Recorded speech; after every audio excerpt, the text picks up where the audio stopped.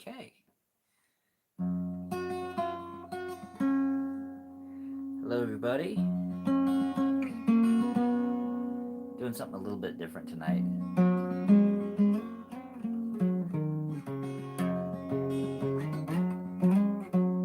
I don't know if you can hear this too well.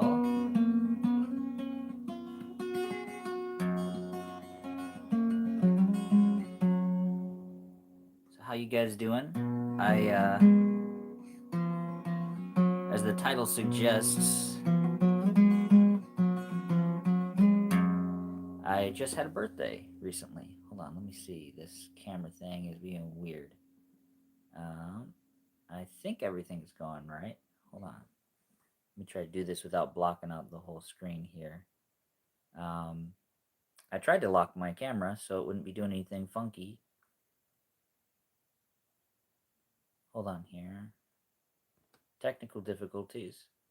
I've earned it because I'm old enough now to be confused by technology. If you're here, drop a comment and let me know. I was gonna tell you guys about something kind of cool, but I was gonna have a cool meeting today with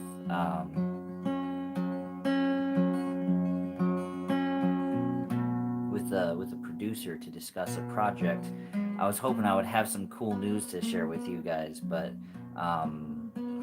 last minute scheduling conflict got in the way, so we weren't able to have the meeting today, but we might be able to do it tomorrow. Okay, thank you. Someone just typed in happy birthday. Thank you very much. Feels kind of weird being 39, I gotta say. It's kind of odd reaching a point in your life when you're kind of like, oh crap, I can't play the young guy in a movie anymore. Now I'm quickly approaching the age of if I want to be in a project, I gotta play the crusty old guy now. But those parts are pretty cool sometimes too. But yeah, back to what I was saying though. I do have some cool meetings set up for the future, and some really cool opportunities are starting to open up. I can't say too much about them just yet. Greetings, the Eternal Death Rex. Good to see you. So I was hoping I could have like this really cool thing to announce of like, yes, I talked to this guy and I got a project greenlit and all this, but hasn't happened just yet. But it might happen in the near future. We don't know. We'll have to just wait and see. But so I just wanted to hop on here and just have a quick chat with you guys. Just hang out for a little bit. If you guys have any questions that you'd like to ask me about any of the projects that you've seen on the channel, progress on the projects that I have been talking about for the channel, or just anything in general. Just so it isn't politics. We don't do that around here. So just ask me anything, and if I have an answer for you, I'll give it. So let me see here.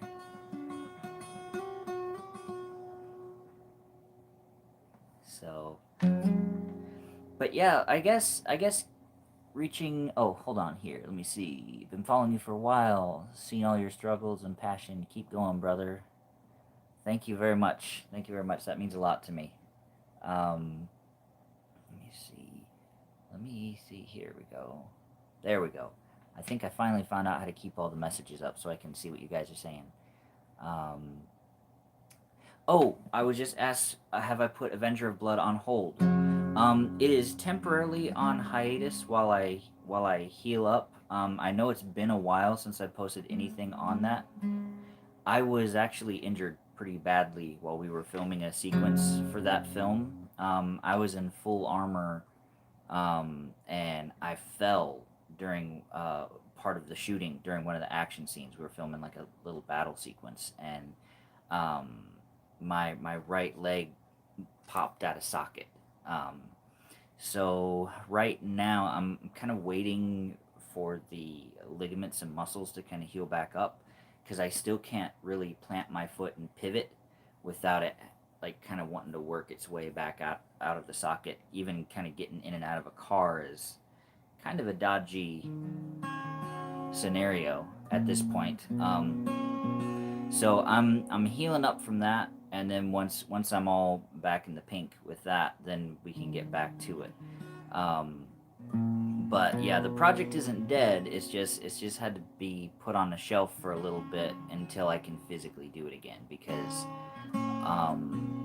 the whole film boils down to a big sword fight at the end, and I physically can't do it right now just because of my leg. But I'm not in any pain or anything like that, so don't worry. It's just I gotta build up the strength in the ligaments and the muscles, so my leg doesn't, you know, pop out of socket again. Because that's an experience that I don't feel like repeating. But yeah, so that one is still underway. Um, yeah, I'm still working on it. It's just injury. I was pushing too hard that day because I was running a lot. Um, the animated. Hold on, another question. Is the animated movie still on hold as well? Yes. It's a little bit. Um, I am working on these things, but um, let me see.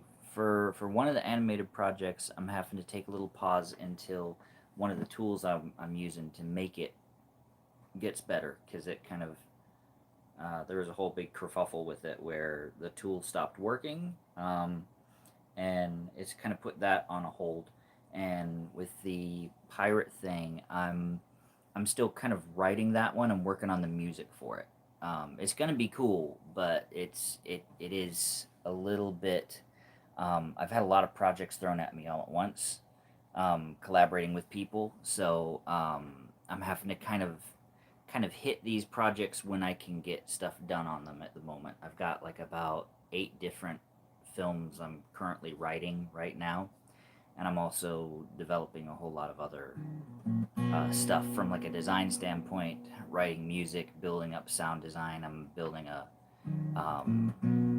me and my brothers are building like a whole kind of sci-fi universe that is kind of almost like a marriage between the vibe of classic Star Trek and classic Star Wars. So there's a lot that goes into that. Hold on, let me see.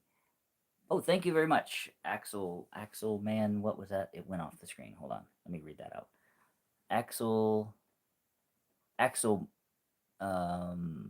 Millen, 4292 says happy birthday, and so does Ronan Andreas.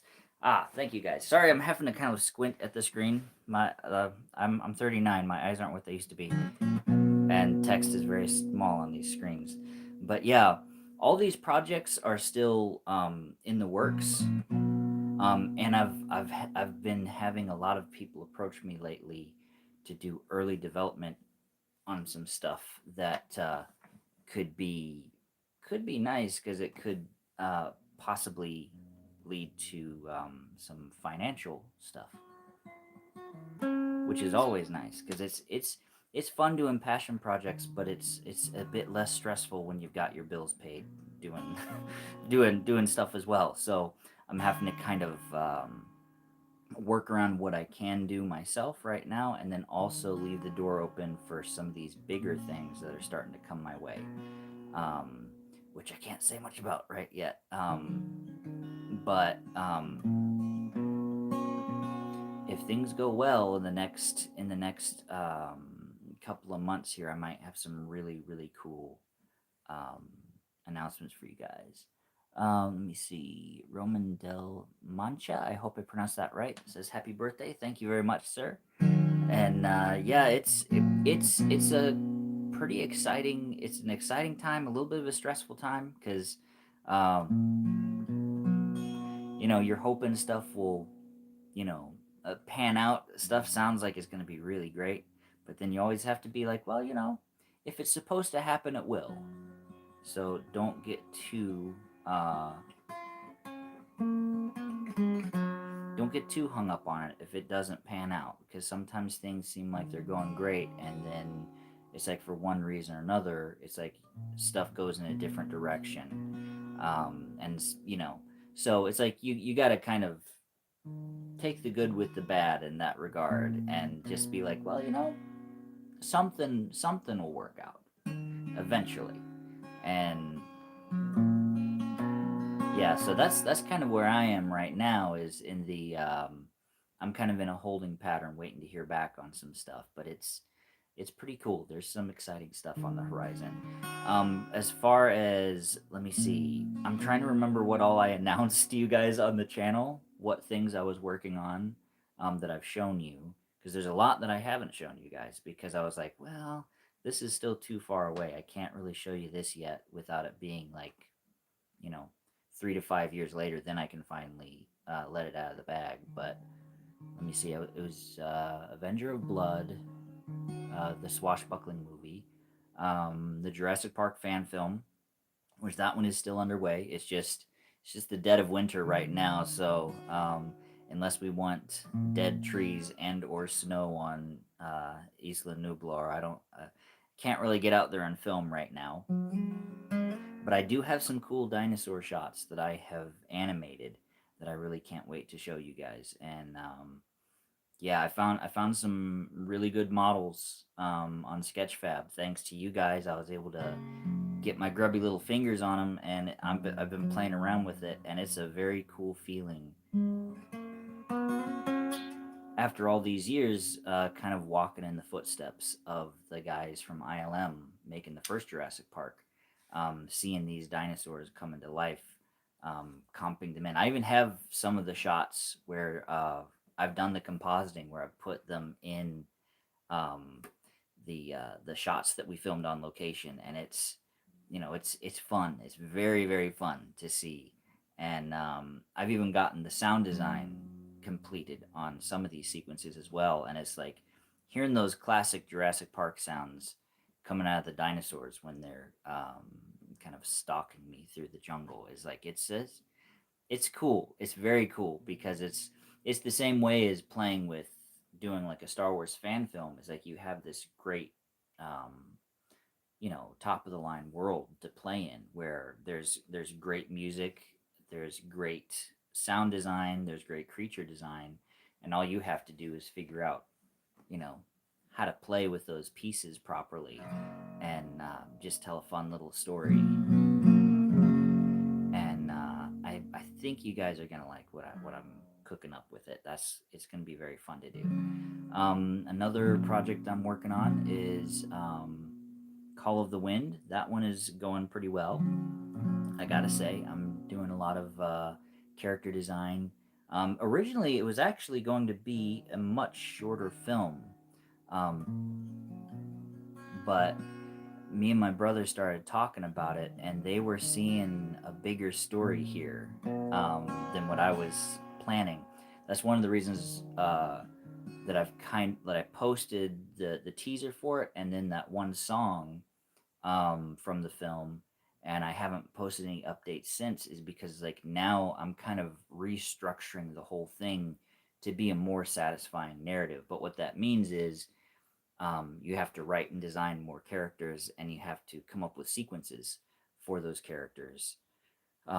So it doesn't seem like you're just throwing stuff in there to make it longer for the sake of being longer. It's like you got to figure out how to breathe life into it in a good way.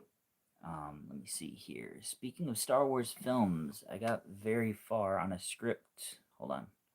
Ah, crap! It went off again. Let me get this comment back up. Hold on. I never want to miss you guys' comments when you're saying stuff. So I do apologize if I'm missing any, because they keep going down off my tablet. I'm streaming from a tablet here, so the comments pop up for a second and then they just fade away. So I'm trying to catch them all. Hold on. Okay, you've made a lot of progress on Burning Vengeance. I have some scenes not fully written yet, but I'm halfway through. Nice. That's cool. I'm looking forward to seeing that one. And and seeing what you come up with for that one. For those of you who don't know, a buddy of mine is making a really cool. He's working on a really cool Star Wars film, a Vader fan film, and he has put together an accurate, very accurate Episode 4 Darth Vader costume for his film, and it looks great. He's shown me what it looks like. Um, it's a good costume, and I'm looking forward to seeing what you do with that, buddy. That's going to be really, really cool.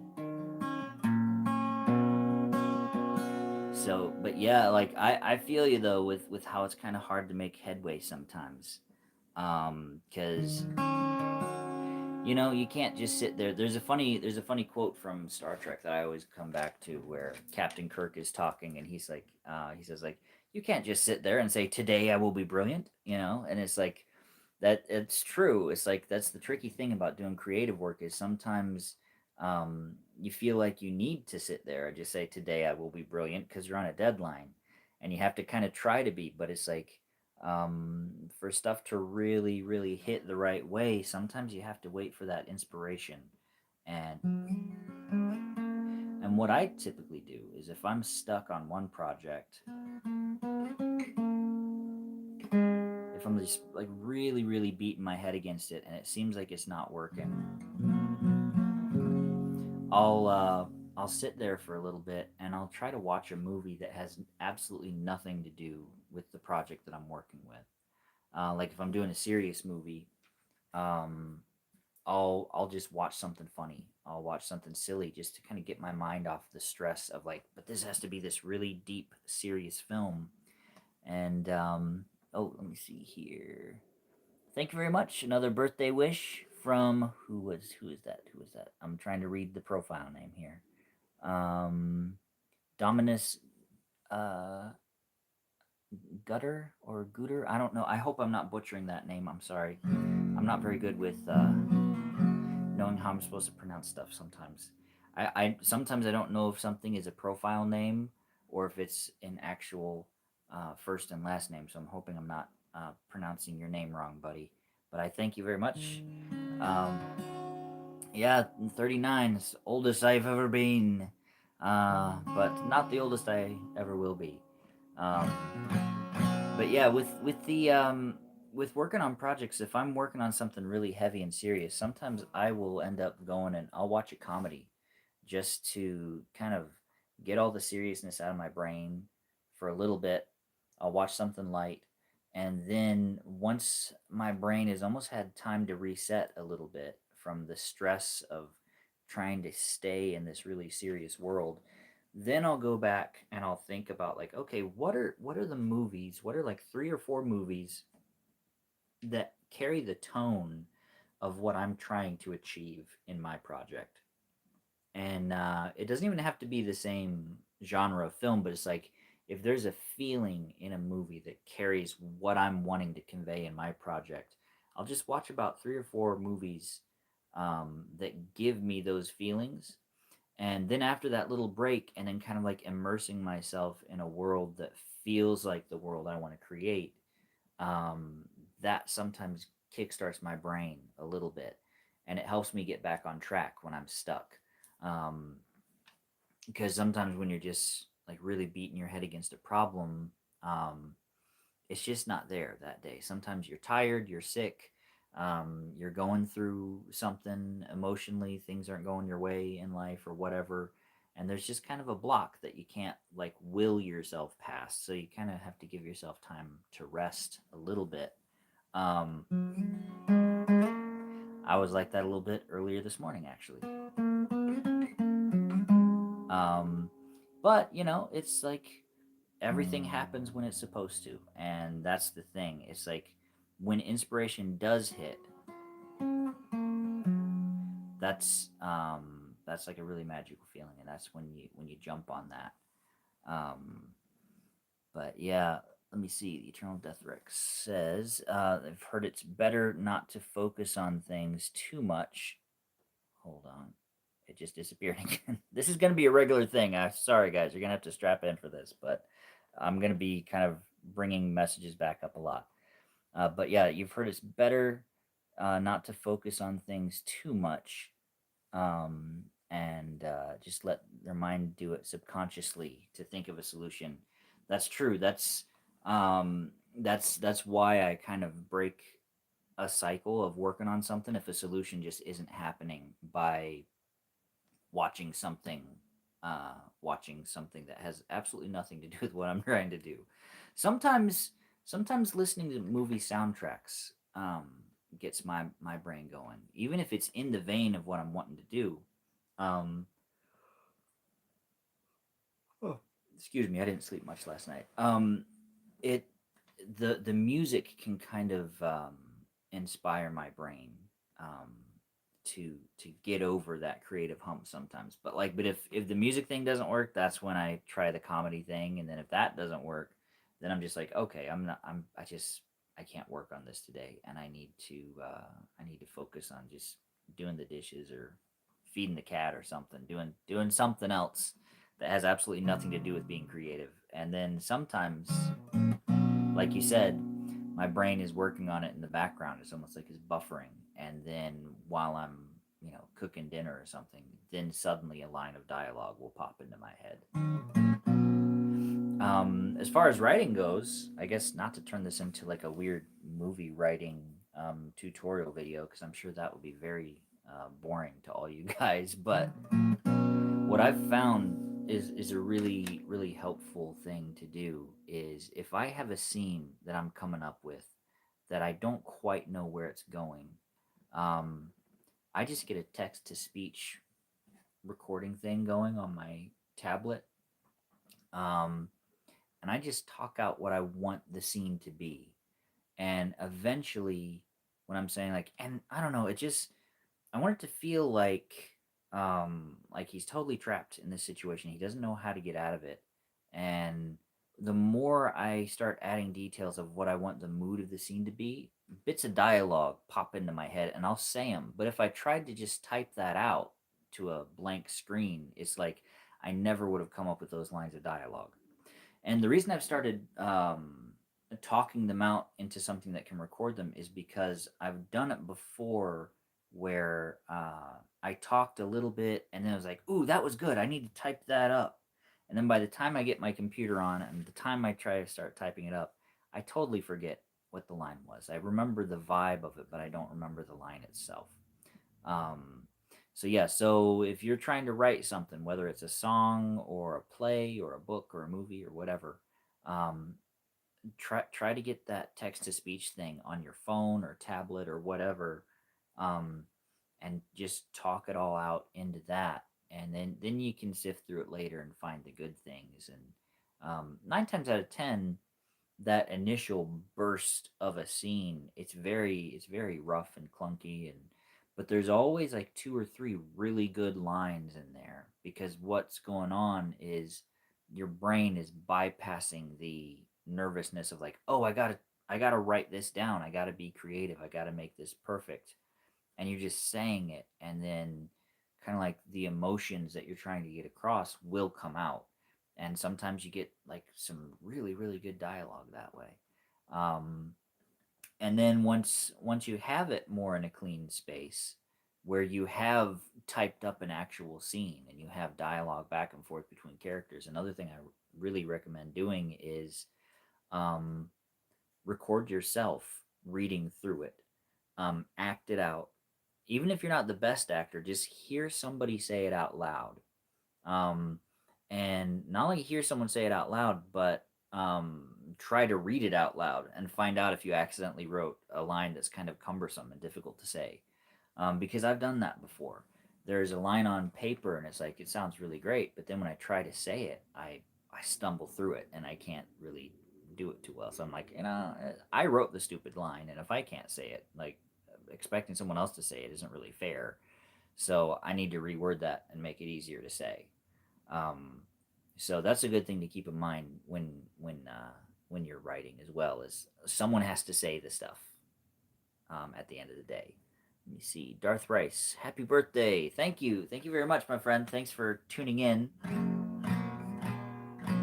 This is going to be kind of a little, kind of a little boring boring video, I guess. I hope it's not too boring for everybody. I'm just kind of been rambling here, waiting for people to show up. Um, we've got some cool projects in the works, but I'm also curious, just to have just to chat with you guys. I've seen that they've been dropping trailers for a lot of things. Is any of that like catching your attention, or does it all look pretty dumb? I've seen like like they've released pictures of like the Street Fighter movie. Some of the characters look good to me. Other ones look kind of goofy. But yeah, are there any new movies coming out that you guys are actually excited for? I feel kind of weird because like there are a couple that I feel like I should be excited for, but like I can't manage to get too excited about them because of certain ways franchises have been taken in the recent years. But is there anything out there that's coming out in the next couple years that you guys can think of that looks like it's interesting? I'm leaving it open to you guys to hop in here if you want to.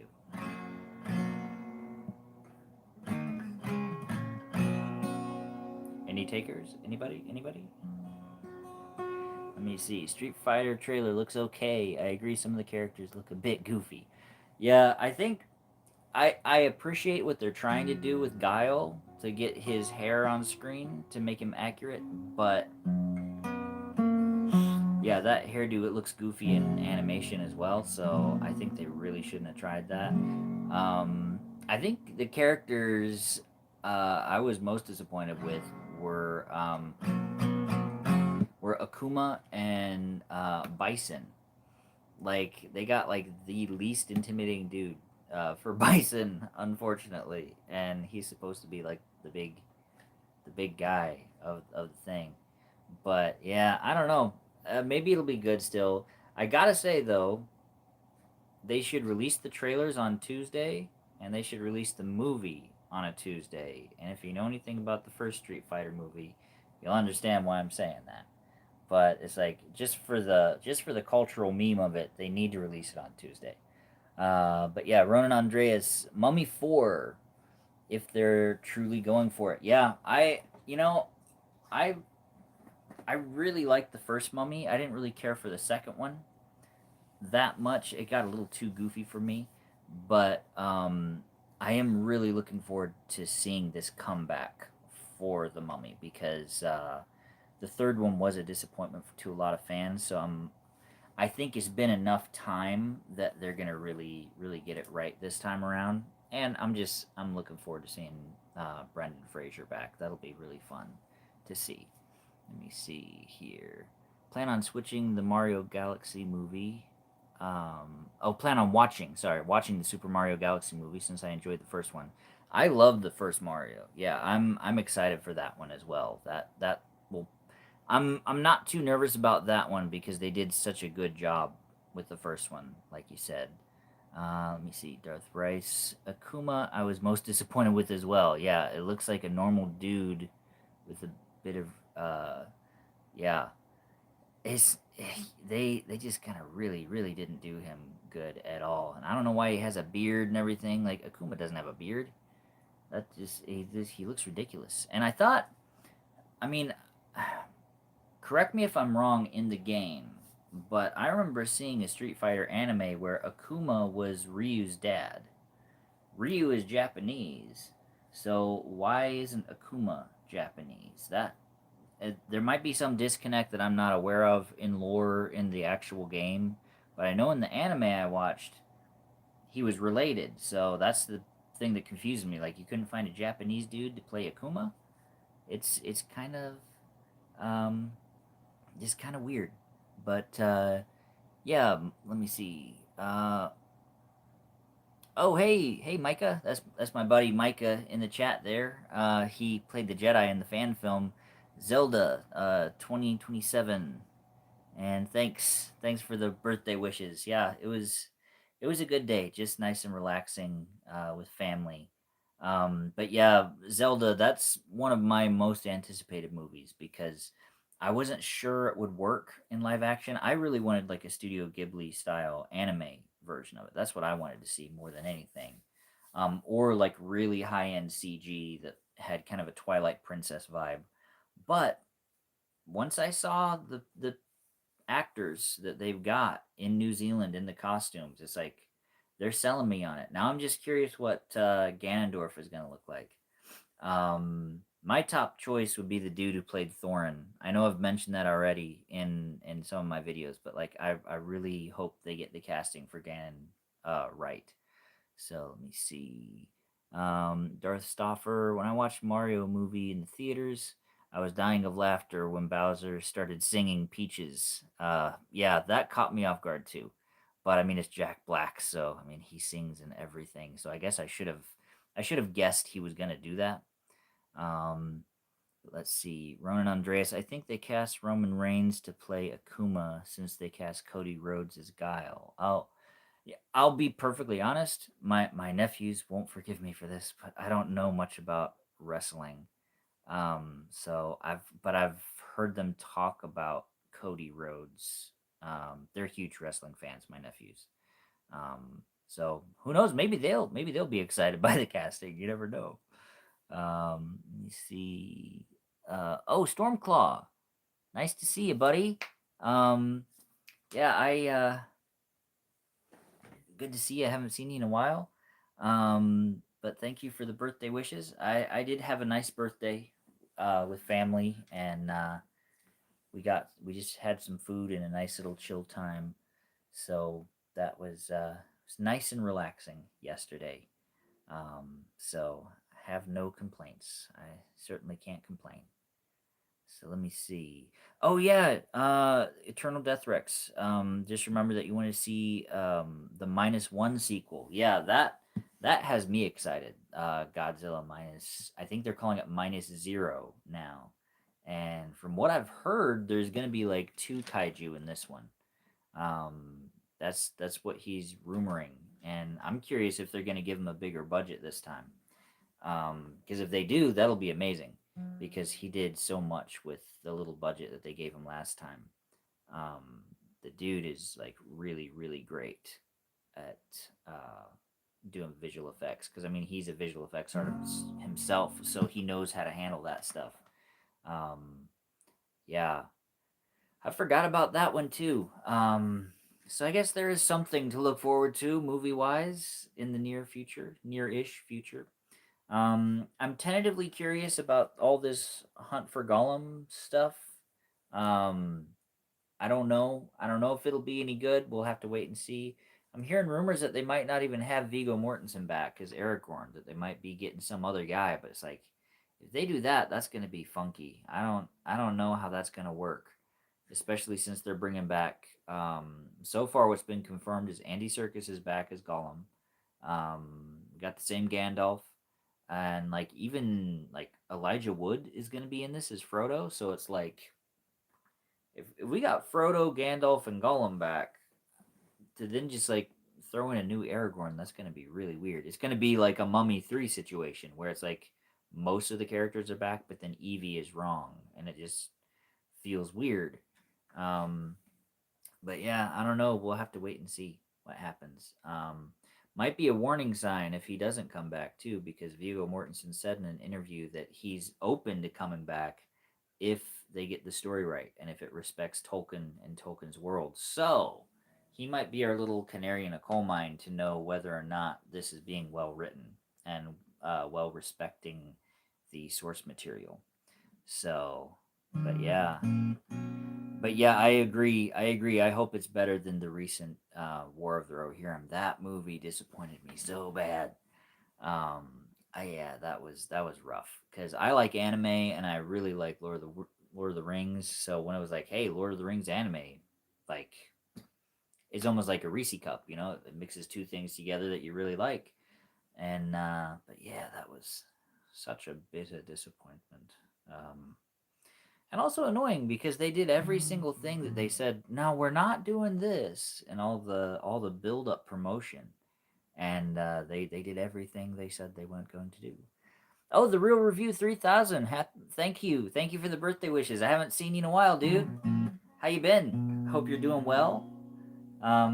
He had me. He was gracious enough to have me on his show. I guess that would have been years ago now because it was like when I think it was like when we were talking about doing the fan film. on this channel. So that was quite a while ago. So hope you're doing well. It's nice to see you again. Good, good. He said he's been good but busy. That's good. It's always good when it's good but busy instead of just busy. Um, yeah, I hear you. Sometimes it's hard to keep up with stuff, and also too when you're doing review stuff, it's really hard to keep up with everything when there isn't anything worth reviewing. Because I've looked and the big slate is they're doing a lot of re-releases of movies that came out like 20, 30 years ago because they just don't have anything ready for uh to release that anyone would really want to watch. And that's kind of telling that all they've got is all this old stuff to put out, which is good stuff to watch at least. But it's weird to me that they're just putting all that out instead of trying to knuckle down and get some quality merchandise out there. Let me see, Nicholas.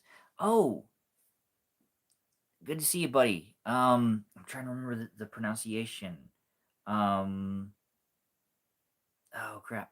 You told me how to pronounce your last name on coffee. Um, I'm trying to remember it. Was it Gavel or I don't know? I'm probably getting it wrong. I apologize if I'm getting it wrong. I've slept since then, so I don't quite remember. Um, but thank you for dropping by, and thanks for the birthday wishes.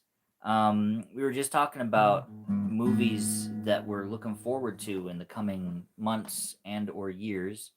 Um, there's kind of slim pickings when it comes to stuff that's worth watching, but there are a few. I think the saddest thing for me is the fact that like I feel like I should be excited about the Mandalorian and Grogu movie, but the trailer they released just kind of left me really flat after season 3. Um, yeah, it didn't excite me. I didn't see anything in it that looked interesting to me. That's why I didn't even bother to do like a big like reaction because I knew like I just have to kind of sit there in my Vader helmet and just be like, well, that was a thing. Um, so we got Mando and we got Grogu walking around again, like they always do. Um, Not much to see here, and hopefully after season 3, um, they've managed to figure out uh, how to write these characters better in a more compelling way. Because yeah, that whole thing was a fiasco that last season, and I'm hoping that they got a better story, but the trailer was so lackluster. It was just so painfully average, and I feel like it was a little bit awkward too because like there's like no talking in it until like Mando just says like one thing at the end of the trailer or something like that. It's like it feels conspicuous by the absence of dialogue, and it makes me wonder if um if they're reworking the original story a bit. If they panicked about something and are like, "Oh crap, we got to rewrite this dialogue here real quick." Since Mando's a helmet, you can rework scenes with guys with helmets a lot to kind of reshape sequences. And I heard it went into some minor reshoots or whatever. So we'll have to wait and see if that one ends up being good. Time was I would have been super pumped about that movie. Because I loved that show when it first came out. The first 2 seasons were great. Me and my buddy Micah, we even did like a goofy um, 80s style cheesy song, like a goofy like joke song about the Mandalorian based off of that show. That was fun. That was in the earlier days of the channel when I had more time to work out like more um, like bigger productions for my weekly videos. I'm trying to get back to that. I've just been so behind schedule with everything. It's been tricky to get that level of stuff up on the channel because yeah, in my early days I was doing reviews every week, but then I could also kind of cram in some special videos and animations and songs and all kinds of things at random as well. But I've got so many other big side projects kind of eating at my attention lately. Um, that's why there aren't as many of those special videos as I used to do a long time ago.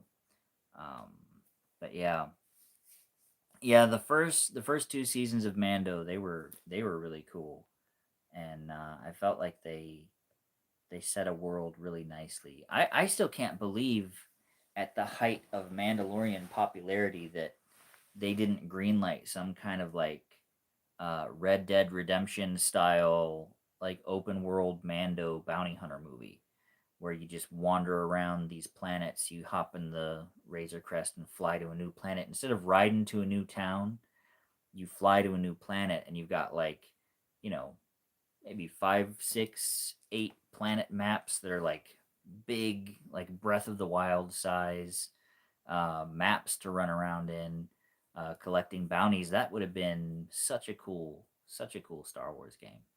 And they already had all the assets from their Battlefront. It could have looked great, and it could have been really cool. I'd still play a game like that, honestly, despite the shortcomings of the last season. I'd still play that game because it would be cool to run around in Star Wars. Um, so hold on, let me see. Uh, oh, okay, all right. Thank you. Um, that was explaining how to pronounce the name, so I'll keep that in mind. All right, so let me see. My screen is doing something weird here. It's sorry, my tablet, I dropped it on the concrete once, so now it's got a cracked screen. So every once in a while it starts like trying to auto select things and like pinch zoom and do all kinds of weird stuff um, on its own. So if I ever look extra confused, that's what's going on, and I'm trying to stop it from doing that. Um, but yeah, Eternal Death Rex said I remember hearing something similar for a video game at one point, but I don't know if it went anywhere. Yeah, I think it was called Star Wars 1313. They were going to do this like video game based in like the seedy underbelly of Coruscant. And I don't remember if you were going to be a bounty hunter or not, but you were going to definitely be down in that scum and villainy crime infested section of um, Coruscant. And it was going to be like a heavier, darker game, but I think it was when Disney bought Star Wars, if I remember right. LucasArts got shut down or something like that. So, like, the project was abandoned, unfortunately. And we still haven't seen the light of day with that one. So, they may have even rolled some of the concepts of 1313 into other Star Wars games they've made since they've owned it. I don't know because I haven't really played anything other than the one Battlefront game. Um, so okay, yeah. Ronan Andreas said that you were going to be a bounty hunter, rumored to be a young Boba Fett. That would have been awesome. That would have been really cool. Who knows? Maybe they even took elements from the 1313 game's story and just like you know wrapped it into the Mando show, and that's another because that's big studios aren't above doing that where there will be one idea, it'll live in one iteration for a while, but then they'll cancel that version and then be like, but that was a good idea though, so let's grab these little bits of ideas and let's put them over here in this other thing that we want to do, because there's no use throwing away good story. But then what that does is, unfortunately, it makes it to where you can never resurrect that old project because it's like, well, the core story is too much like this other thing that we did now. So we kind of gutted that one to make this one. I'm not saying that's definitely what happened, but I know they had a whole ton of work done on 1313 before it got unceremoniously vibro axed, and it's unfortunate because it was looking pretty cool from what I remember. I played the Star Wars Bounty Hunter game a lot when I was a kid. When I was younger, I guess not a kid, but kid compared to how old I am now. Um, the Django Fett game on the GameCube, that was cool. Star Wars Bounty Hunter. It's very hard game, but I enjoyed it a lot. Um, yeah, it is a shame that they canceled 1313 because we haven't had. I don't know. I feel like we haven't had a truly great Star Wars game in a while. Um, Now, my nephews, they have played the Jedi Fallen Order games. I haven't played those, and they seem to really like those games. So maybe those are good. I just haven't played them yet because I just haven't had the time.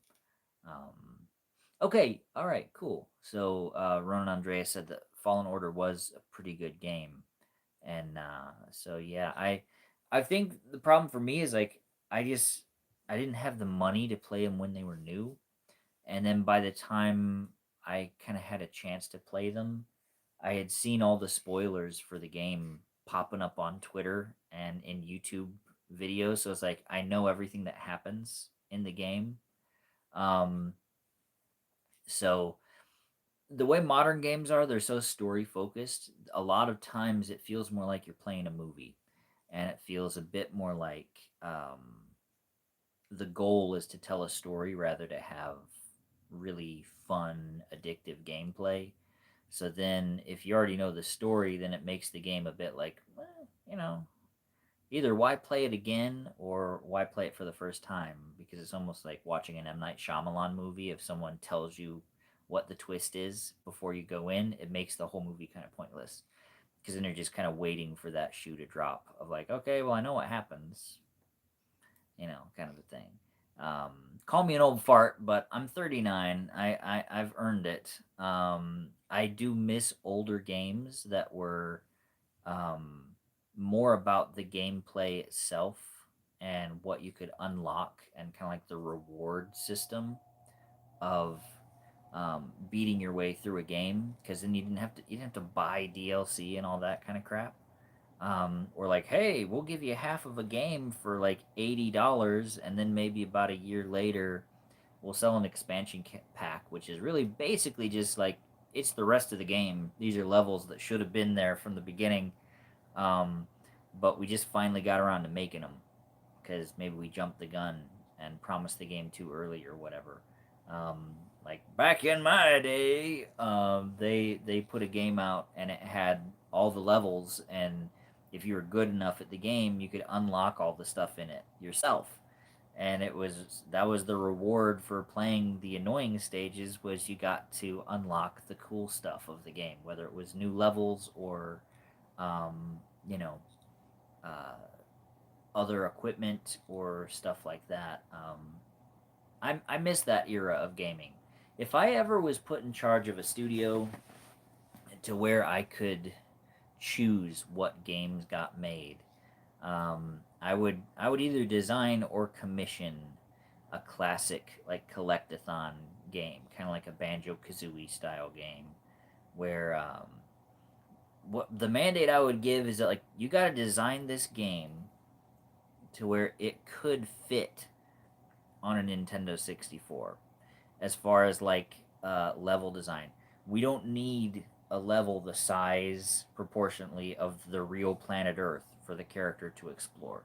Those massive open worlds, a lot of times it's impressive how big the world is, but then there's nothing there. So then it's like, okay, well, this wastes my time a lot when I'm wandering from place to place. I'd personally prefer a smaller, more well developed level where there's something to do everywhere you go in that level, and then unlocking that lets you unlock the next fun level. I think it's an old school mentality with gaming. That's more engaging and fun to me. But I feel like if you made worlds that were the size of a Nintendo 64 world with the um, with all the puzzles and stuff to do in there, but then you just crank the graphics up to like 100, um, you could make a really fun, addictive, engaging video game that looks like a Pixar movie practically. Because if the world is, you got the hub world that loads each level like the old days that they used to do, where it doesn't have to have this whole massive world loaded for you constantly.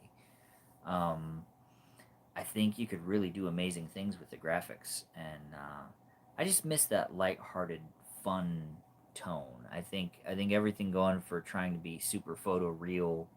Um, there's a place for that, and it's cool. But like I, sometimes I like just escaping into a little fun cartoon world you can play around in.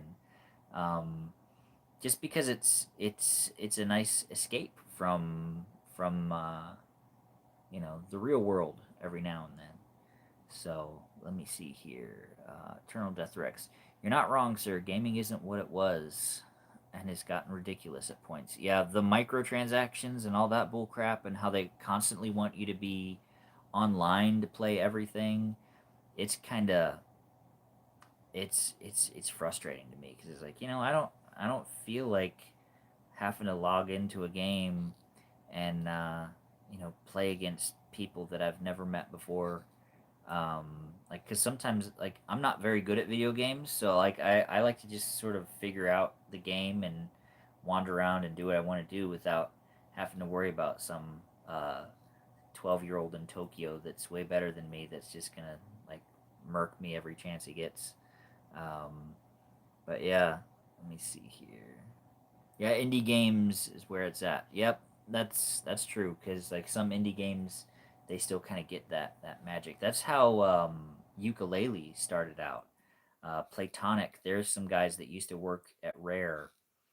They made a game a couple years back called Ukulele, and it had a bit of that old school vibe. Um, it looked like a pretty fun game. My brother played it a lot when it was brand new. Um, I never got around to playing that one just because I was really busy. I think I was working on the fan film at that point, so like that was taking all of my focus. Um, but yeah, that was cool. It was nice. But like they made the world quite a bit bigger, but it's probably because people honestly wouldn't be satisfied with smaller worlds. I would be, because it's easy enough for me to play. Um I know it's a big discussion in gaming communities, but like I do kind of wish there were levels of difficulty in games again, where they had basically like, I remember one of the Spider-Man games, it had what they called kid mode, and it would basically web swing and climb for you, and it would automatically block for you if someone was trying to kill you. I never had to play that level of ease. But I do wish there was a little bit more of a way to make it fun and easier, but like not too easy, but like not to where it's going to be impossible to play if you don't have time to devote a lot of time to it, and if you always kind of stunk at video games like I did. Um but yeah, Ronan Andreas, the Spider-Man game for the 64, like I even remember like it would do like the little like kid mode, that's how it would say it. It was like, and it would, yeah, the interface would change a little bit and made it a lot easier. And but that was one of my favorite games on the Nintendo 64, the old Spider-Man game. Dr. Octopus, once he turned into a symbiote at the end, that was stressful trying to swing out of there. I watched, it was funny, I watched a playthrough just for nostalgia of some guy playing that game, and it's like my heart rate went up when I was watching him trying to swing away from Dr. Octopus. It was like, man, I guess it affected me more than I realized it did when I was younger trying to play that game. Um, it didn't give me nightmares or anything, but it was funny. Like it activated that stress response of trying to get away from him and not being very good at the game. So I kept dying over and over again. It's funny how watching someone else play a game can do that. But yeah, let me see. Over 3 years, over 3 years older than you, as I've stated, I was born 2 days before Episode 6's release. That's yeah, that's man, that's a cool time frame. Everything was so cool around that time frame. That's when so many cool movies, great albums were coming out in music, um, so much great animation around that time. And that's when a lot of really cool video games were starting to kick off as well. And we're just entering a really cool era. I was born in '86, So even though I was technically an 80s baby, really the 90s is where I kind of grew into stuff. Um, but yeah, my buddy Micah, who was in the Star Wars fan film, he played the Jedi. He was able to see Empire in theaters, and he was too little to see the first one, but he was able to see Empire in theaters, and he saw Indiana Jones. He saw Raiders of the Lost Ark in theaters, and it's cool having those like cultural touchstone moments.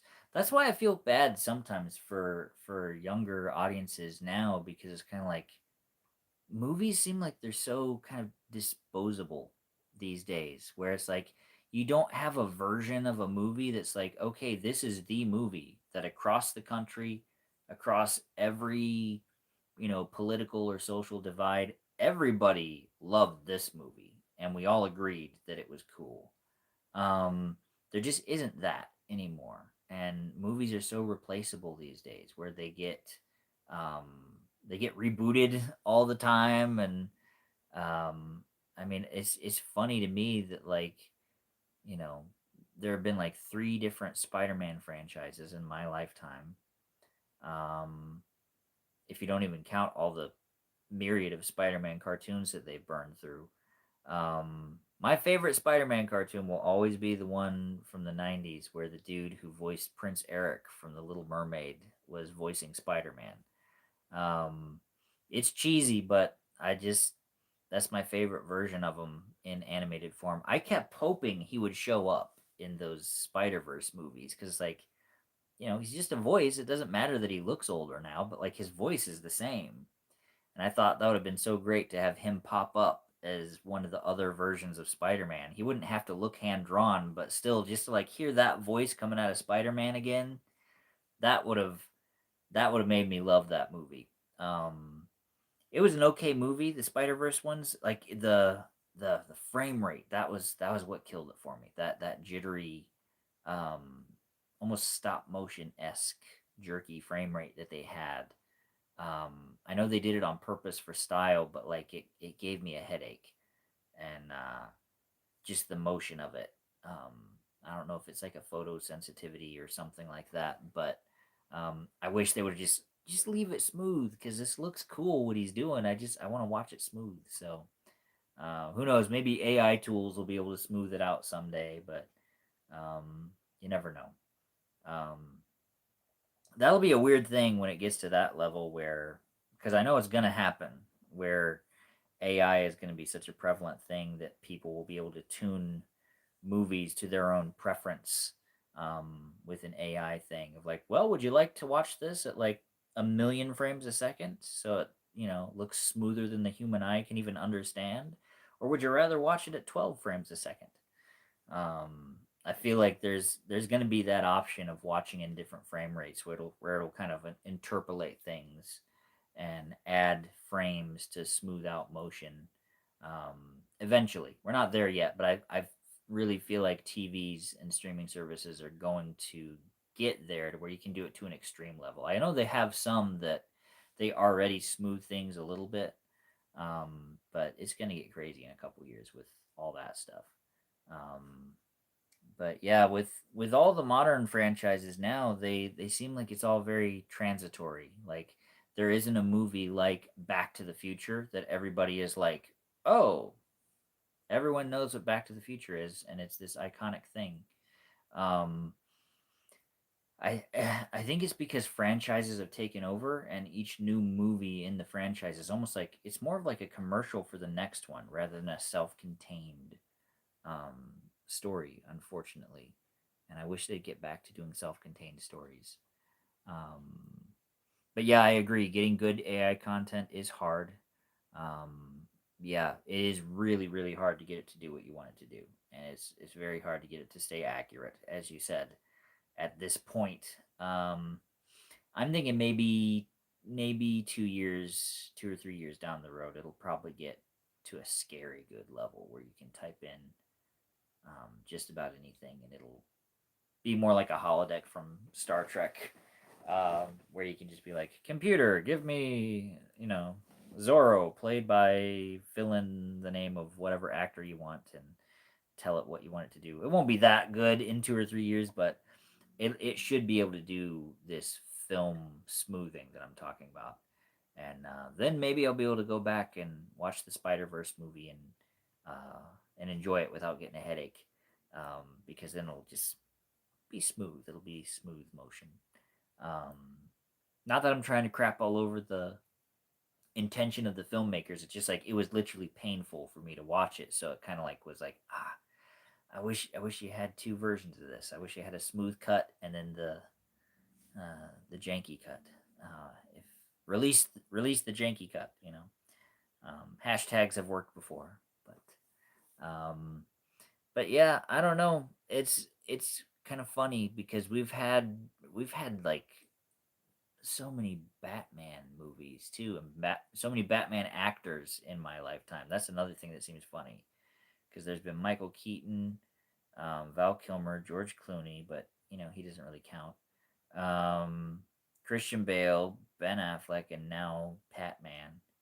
And but I mean the new DC movies, they're trying to find their Batman, so that's going to be even another one. Batman, I think he's been like the most rehashed guy of all of the superheroes on the big screen, and I feel like not a single one of them have quite gotten it right. There are some that I enjoy more than others, but I feel like I've never seen a Batman that completely is my version of Batman. Other than the Kevin Conroy um, Batman the Animated Series version. But it's not live action. So I've often kind of wondered what it would look like if someone took the Arkham game models, like Arkham Asylum, and if they would kind of make one of those fan animations where they kind of reanimate over dialogue from another movie scene, and like take Mask of the Phantasm and render it out reanimated with the Arkham Asylum game models to get like that more realistic vibe, but with the good storytelling. Because to me, Mask of the Phantasm is like the greatest Batman movie of all time. The music by Shirley Walker is amazing. I love the choir and everything. Mark Hamill is perfectly unhinged as the Joker. Um, and Kevin Conroy does great with the character as always. And the story of that one is just really cool, and it has just a great example of how he started. It was almost like Batman Begins before Batman Begins in a funny way, even down to him hopping around on a rooftop in a ski mask, And I know it all comes from a comic book, so that's where the similarities lie and everything. It's all the same influence, but as far as I know, a lot of people would hate me for saying this, but I prefer Mask of the Phantasm to Batman Begins.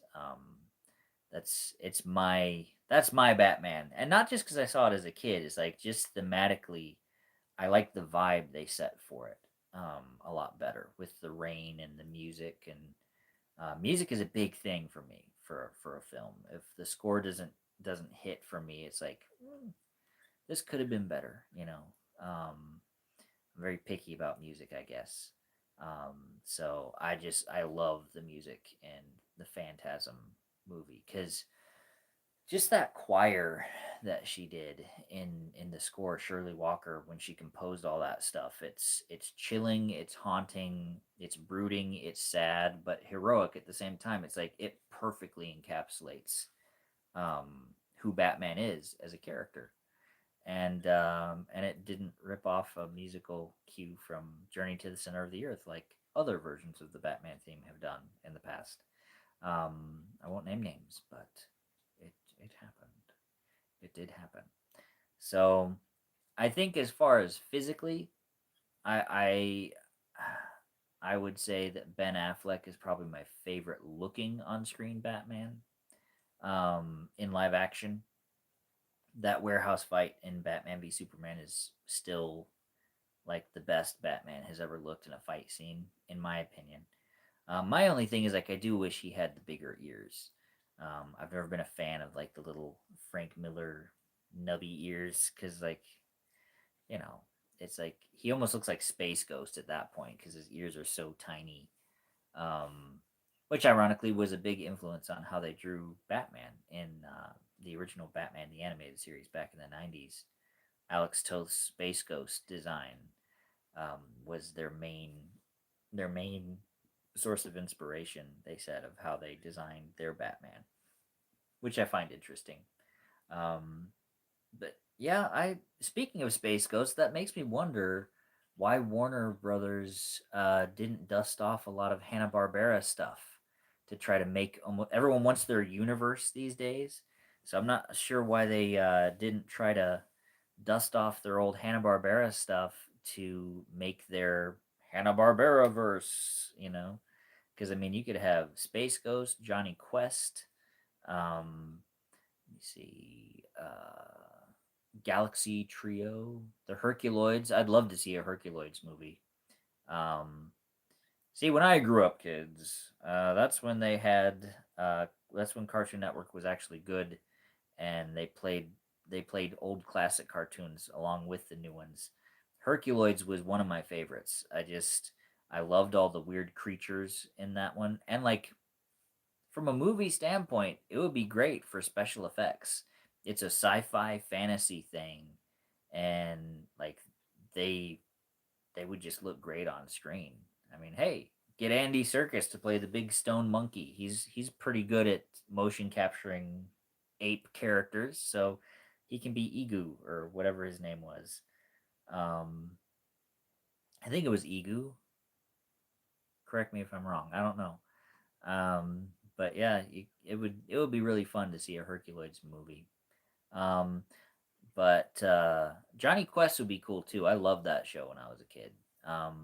And I'm not meaning even the '90s rehash of Johnny Quest. I mean like the original, like the one from the '60s. Um, yeah, yeah. Not many people do know about that show. It's that one's one that I think if you're younger than a certain age, it's like people didn't catch it and they don't show it anywhere. And so it's not a show that a lot of people know unless you're a bit long in the tooth, I suppose. Um, but I miss that. I miss that kind of stuff. But there's a lot of old funny cartoons that they could turn into like really funny movies too. I think if they just gave it some thought. But and I'm shocked that they haven't. But like maybe with how movies are now, maybe it's more of a blessing in disguise that they're not making this stuff. Because I always hoped for a Dino Riders movie too. Dino Riders and Dino Saucers. Those were two of my favorites when I was a kid. Anything with dinosaurs in them, I was a fan of. And we were this close to getting a Dino Riders movie too when the first Jurassic World movie came out. Because when Chris Pratt was up riding his motorcycle inside that pack of velociraptors, people on the internet were saying like, "Man, the only thing that would make this cooler um, would be if he was actually riding one of the dinosaurs." And they announced they were going to make a Dino Riders movie, and then the internet complained and whined like, "No, we can't have these beautiful animals being used as beasts of burden." And they're acting like it was some kind of conservation effort. It's like these animals have been dead for a long time, guys. I don't think we're risking mistreatment to dinosaurs by making a movie where some aliens make friends with dinosaurs with some brain crystals and fight bad guys by riding on the dinosaurs. But yeah, it's really frustrating because like I was this close to getting my dinosaur movie, my Dino Riders movie, and they stole it from us, as Gollum would say.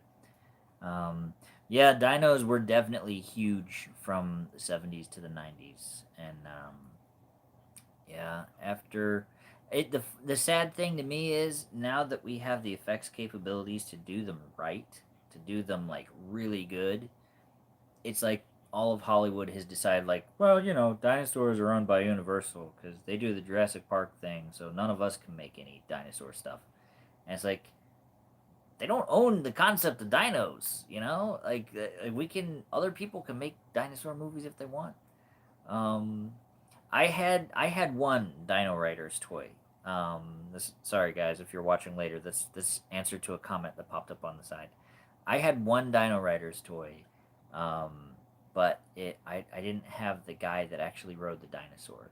I just had the dinosaur itself. I still have it. It's my first dinosaur that I ever got as a kid, and so if I ever get to make a dinosaur toy, I'm going to use this specific type of dinosaur in the film at least once, just as a little homage to my first dinosaur that I still have in a box somewhere in my closet. Um, but yeah, we got I got tons of ideas for dinosaur movies too. Don't get me wrong. I just I need money to make them. So that's what I'm hoping some of these cool meetings that I'm going to be taking in the near future might open the door to, is getting some funding to do some of this bigger stuff that I can't do just with a YouTube channel. Um, but yeah, let's see. Eternal Death Rex. Yeah, I really hate how it feels like Jurassic World um, has the monopoly on them. Oh, we almost got a Turok film? Or did we get one? Oh yeah, okay. So we did get a Turok film. Oh yeah, it was animated, wasn't it? It was animated. That was a few years ago. Um, I kind of a couple years back, I thought like, man, wouldn't it be cool to see Jason Momoa in a Turok film? I thought he, seeing him fighting dinosaurs, since he played Conan, I thought like seeing him fighting dinosaurs with a knife, that would be pretty cool to see. I think he'd do a good job with it. Um, or like would have a few years ago. Um, but yeah, I think I saw the Turok movie. If it's the same one you guys are talking about, I think I found it on YouTube once a long time ago. I watched it, um, but then it kind of disappeared. It was one of those. Um, it was one of those things where like it's up for a while and then whoever uploads the video deleted it because they were getting flagged or whatever. One of those kind of things. Um, Back when people were uploading movies. This was like old days YouTube where people were like putting all kinds of movies up on YouTube for free. And then YouTube was like, hey, wait a minute. You can't do that. You're not allowed to do that. We're going to get sued. What are you thinking?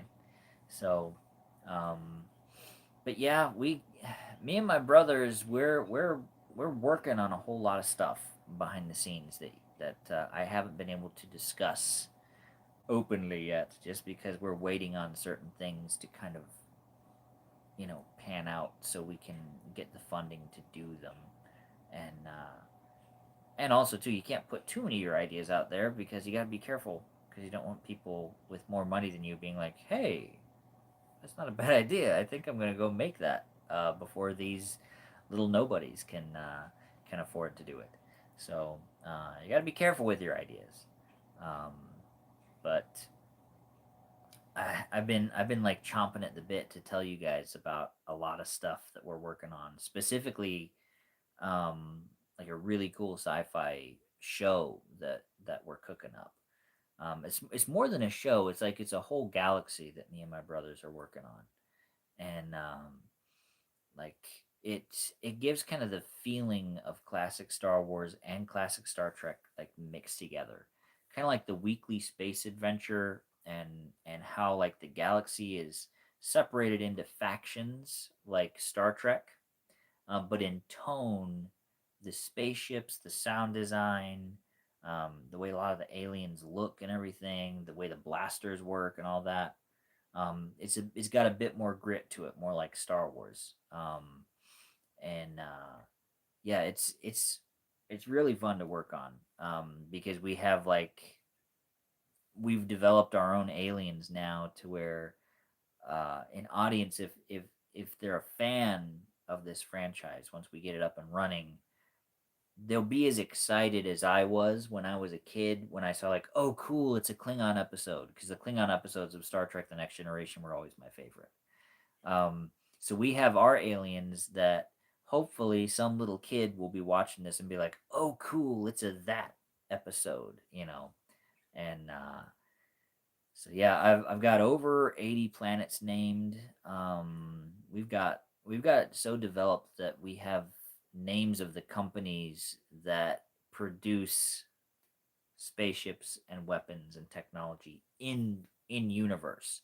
Just like in our universe, there's Tesla and there's Ford and there's Microsoft and there's Apple and there's Dodge and like all these different things. AT&T, T-Mobile, whatever. We have all these like industries that have company names, and I'm designing logos for them just so it feels real and lived in.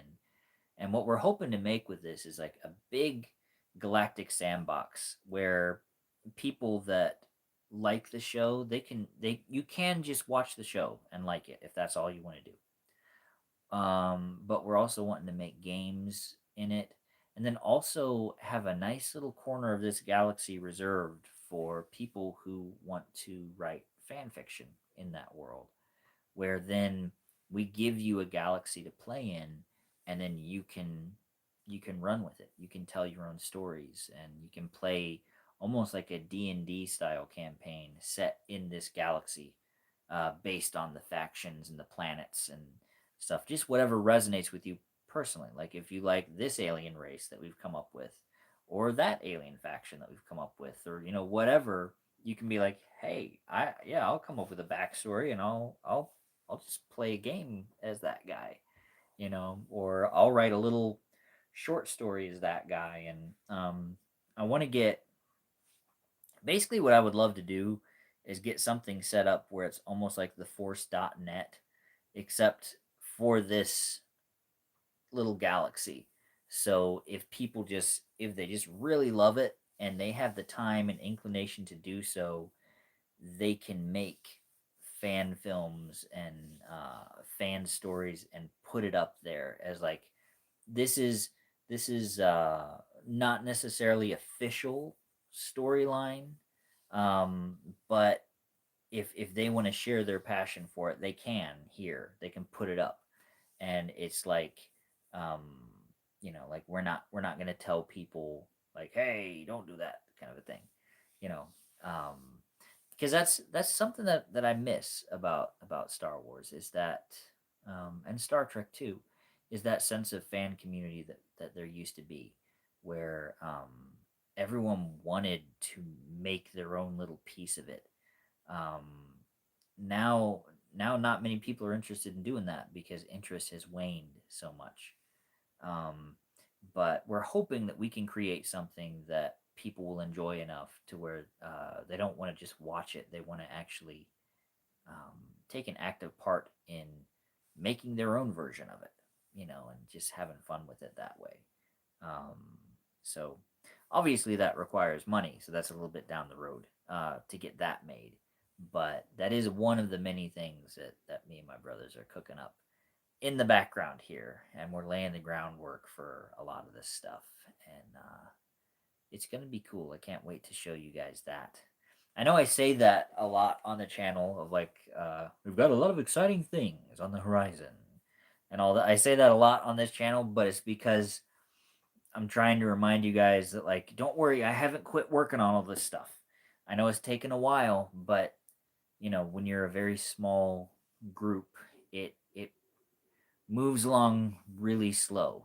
Progress moves slow, but you know, we're taking our time to try to get it right as well, and to really put some good heart into it to where it'll show, and it won't seem like we're just kind of crapping out something just for the sake of making something.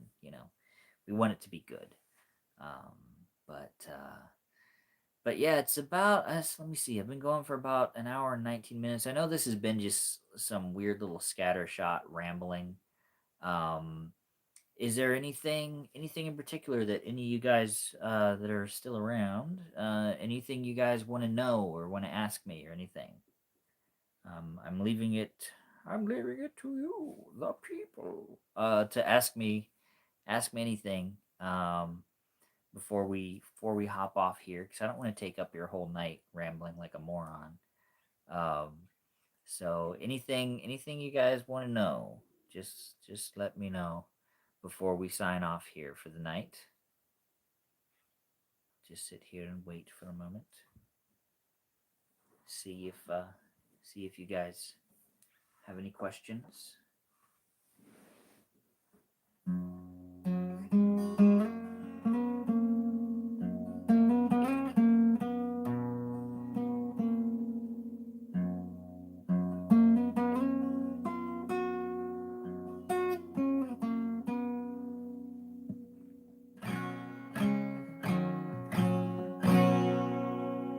Well, in that case, just before I go, since it was just my birthday. Um, Turning 39 is a big milestone, obviously, but it's bigger than a lot of people might realize. Because what a lot of people don't know that watch my channel about me is that something happened to me when I was a kid that I should not have survived. So really, me turning 39 is not just a milestone, it's a miracle because I really should have been dead for 35 years now. And I don't mean that as like, yeah, life is meaningless. I should have checked out a long time ago. No, it's like something happened to me when I was a little boy that should have killed me, but it didn't. A long time ago, uh, in a store a lot like Walmart, um, they didn't keep the BB and pellet guns behind glass like they do now. And they had birds that would get into the stores, and an employee had left one of these BB guns loaded and pumped all the way up so they could shoot the the pigeons that kept getting in and crapping all over the produce and all the sports equipment and everything like that. Oh, hey, nice to see you, Big Jack Films. Thanks for the birthday wishes. But yeah, so they had left this BB gun all the way pumped up and everything. And when I was a kid, me and my brothers played cowboys all the time, and I was always the bad guy, because I could fall the best. So I was always the one that got shot. Because when you're playing cowboys, you got your six guns, and you got to draw and shoot it out with the bad guy, and the good guys have to win. I enjoyed it. I had fun falling down and being dramatic and everything. So when there was this BB gun that was all pumped up and loaded, um, somebody found it and was like, "Oh man, this we need to let the air or the spring go on this so it doesn't ruin the gun." And they turned it away and pointed it down to be safe with it, and to like let the pressure off. They didn't know it was loaded. And me, being a little goober that I was, I thought it would be super funny to jump around the corner and get right in front of the gun and be like, "Oh, you got me," and pretend I got shot.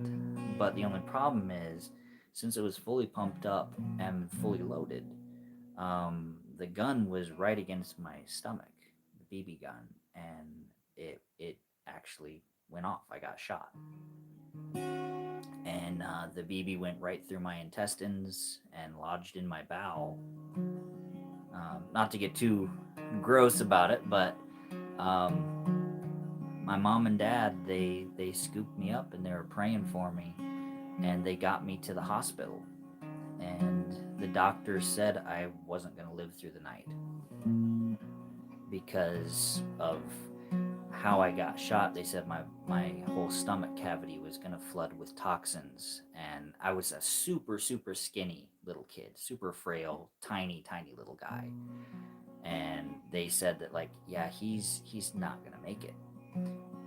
My mom and dad, they prayed for me, and when the doctors opened me up to try to see what they could do, they were like, we can try to save him, but it's not gonna happen. He's gonna die. The doctors told my mom and dad that it was medically unexplainable because they said you could see everywhere the shot went through my intestines. But they said it looked like someone had just pinched every single one of those wounds closed. Somebody, somebody reached in there and did that. And, I'm alive today because of it. They said there was no way I could have survived that. And they didn't do anything to fix it either. They were opening me up to see what the damage was, to see if there was a way they could fix it. But all they saw was where the damage should have been, but that it was already fixed. And it was fixed in a way a doctor couldn't fix it. Now, I'm not saying this to try to push anything on anybody, but um, I'm living proof that you know God's out there and He does love you. And even though bad things happen, disappointments, terrible pain, terrible situations, if you're looking for Him, if you're looking for something to believe in, something to hope in, it's I just turned 39 when I should have been dead for 35 years. And the same God who kept me going, so all these years later, I could grow into the nerd I am, dressing as Darth Vader and griping about movies every weekend. Um, that same God can help you if you're going through something right now. So, again, not trying to push anything on anybody, but if you're going through something, I want you guys to know that for the last 7 years of this channel, um,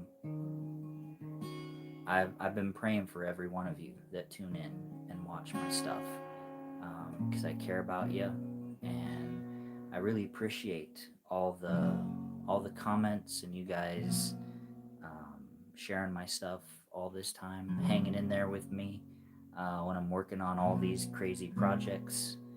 And you guys really keep me going at it because you guys being excited about the projects, it's really motivating. And I can't thank you guys enough because I really wouldn't be where I am right now with all these opportunities that are coming my way if you guys hadn't stuck in there with me and hadn't been sharing my videos, because you guys helped keep the channel going long enough for some really cool people to see some of the stuff that I've done. And I've got some people knocking on my door now, and it's really cool, and I'm very appreciative of it. And I just want to say thank you guys for for all that you've done for me over the years. Um, thank you very much. Big Jack Films just said that my Vader fan film is one of the best he's seen, and like that means a lot to me because I there's that one.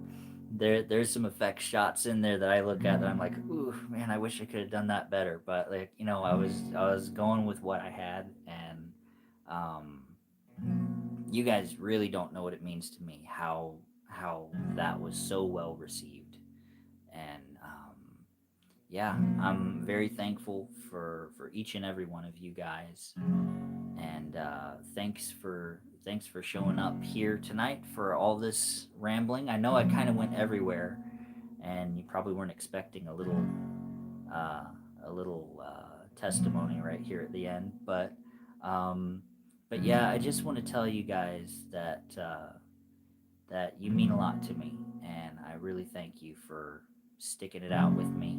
And you know, this was a great year, and there's a whole big year to come, and I'm looking forward to seeing what ends up coming next down the road. And I'll keep you guys all posted on all the cool stuff that's coming down the pipe. And thank you all for the birthday wishes. Thanks for tuning in. And just know that, I'm here for you guys. I'm praying for you. And if you ever need to talk, just drop me a comment. I'm on Twitter. I'm on, YouTube, Facebook. And if you ever need prayer for something, um, I know not everyone believes the same way, but even if you're like, I'm at the end of my rope, I don't even know if this will work, but if you want to try to pray about this, here's what's going on. You can let me know, and I'll pray for you.